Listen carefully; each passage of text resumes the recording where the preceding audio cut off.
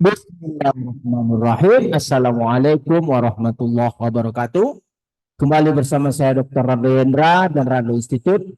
Kita tetap konsisten menghasilkan novelty-novelty, karya-karya terbarukan dari bentuk-bentuk model-model peluang yang terbarukan.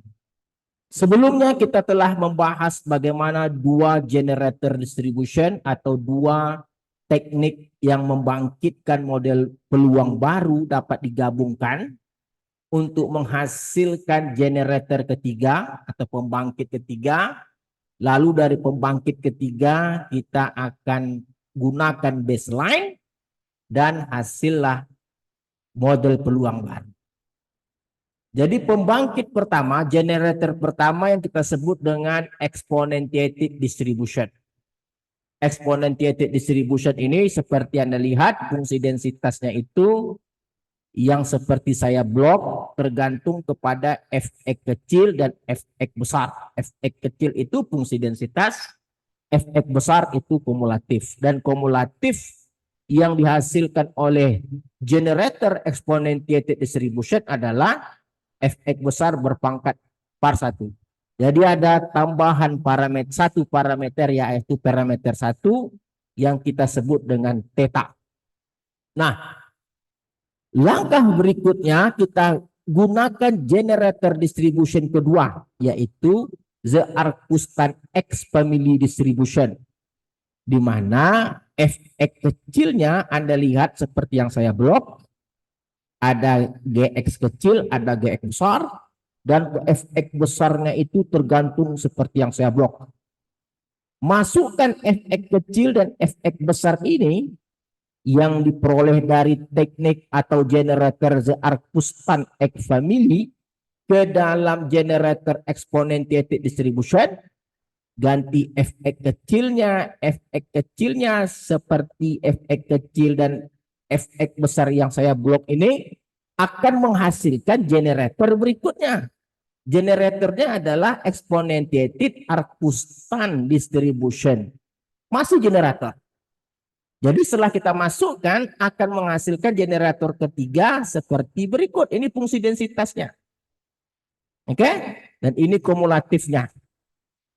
Nah, untuk menghasilkan fungsi densitas peluang barunya, baru kita gunakan baseline. Baseline yang kita gunakan adalah model peluang Rado Institute Distribution untuk K sama dengan 2. Dengan Gx kecil, ini dia. Dan Gx besarnya seperti ini. Nah, Gx kecil, Gx besar kita masukkan ke dalam fit atau generator ketiga tadi.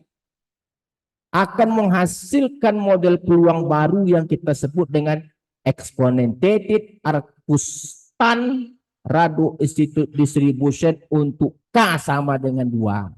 Dengan fungsi densitas peluang seperti berikut. Nah, ini yang kita sebut dengan novelty tadi, kebaruan.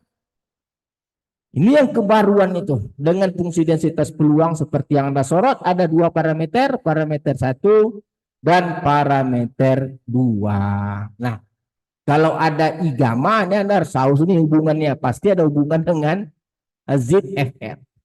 Dan kumulatif yang baru nih, kumulatif yang baru. Nah, kita telah berhasil menghasilkan fungsi densitas peluang baru. Sekarang kita intip parameternya. Kita gunakan data sebelumnya, oke, data set kedua kita run. Nah, ini data kita.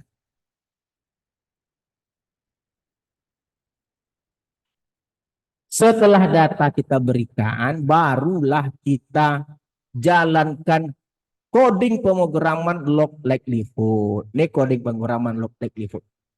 Dengan fungsi densitas peluang baru seperti yang kita blok. Nah, ini fungsi densitas peluang baru. Kita jalankan saja. Kita jalankan.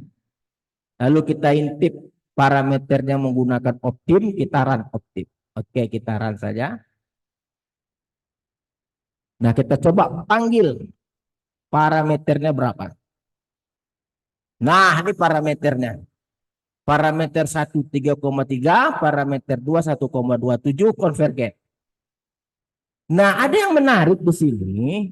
ternyata nilai log likely minus log likelihood-nya lebih kecil daripada model sebelumnya. Model exponentiated Arcustan exponential distribution. Kita coba intip parameternya tadi berapa nilai. Nah, ini dia. 94,88. Sedangkan model novelty kita atau kebaruan model kita adalah 94,1. Jadi ada peningkatan keakuratan dengan berkurangnya nilai minus log likelihood. Sekali lagi kita berhasil menunjukkan bahwa model yang dihasilkan oleh Rado Institute ini dapat bersaing dengan model-model lama. Nah, setelah kita memiliki nilai parameter, kita uji density plot dan kumulatif plotnya dengan memberi nama theta parameter 1, beta parameter 2. Dan kita urut parameternya untuk theta parameter 1 dan beta parameter 2. Serta ini adalah nilai-nilai untuk uji density plot, kumulatif plot. Kita run. Baik fungsi densitasnya, maupun kumulatifnya. Kita run saja. Nah, ini kumulatif. Dengan catatan bahwa kalau dia sebut nanti par 1 itu adalah theta. Kalau dia sebut par 2 dia adalah beta. Kita coba lihat intip density plot dengan memasangkan histogram dan fungsi densitas novelty yang kita hasilkan tadi. Dan kumulatif plot adalah kumulatif hampiran dengan kumulatif yang kita hasilkan. Oke, kita runkan saja. Kita runkan. Nah, ini yang merah. Nah, tuh. Jadi kalau kita lihat hasilnya, itu memang terjadi pembaikan agak sedikit banding dengan teori sebelumnya. Dari segi kumulatif plotnya kita lihat bahwa semakin sempurna menghampiri kumulatif hampiran, begitu juga dengan bentuk dari density plot. Nah, sekali lagi kita sampaikan bahwa Rado Institute selalu mencoba memberikan atau menghadirkan kajian-kajian bedah-bedah riset yang telah terbit maupun menghasilkan novelty-novelty yang dapat dijadikan sebagai alternatif bagi penelitian mahasiswa ataupun dosen. Dan tentunya kita pertajam dengan coding-coding yang dapat langsung diaplikasikan. Oke, saya rasa apa yang kita sampaikan pada hari ini sangat menarik sekali. Semoga dapat digunakan oleh mahasiswa atau peneliti lain untuk menghasilkan riset-riset yang baik. Saya Dr. Rado Hendra dari Rado Institute undur diri. Assalamualaikum warahmatullahi wabarakatuh.